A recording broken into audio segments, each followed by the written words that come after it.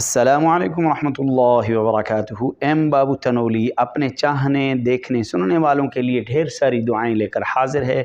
آج کا روزے کے متعلق پہلا ضروری مسئلہ یہ ہے کہ آیا آپ روزے کی نیت زبان سے کریں گے یا آپ روزے کی نیت دل سے کریں گے؟ تو آپ صلی اللہ علیہ وسلم کا فرمان ہے انما الاعمال بالنیات، کہ سارے اعمال کا دار و مدار نیت پر ہے۔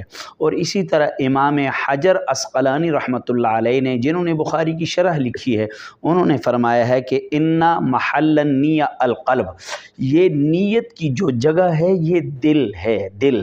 تو آپ کا مسئلہ یہ ہے کہ آپ نے روزے کی نیت کس سے کرنی ہے؟ دل سے کرنی ہے۔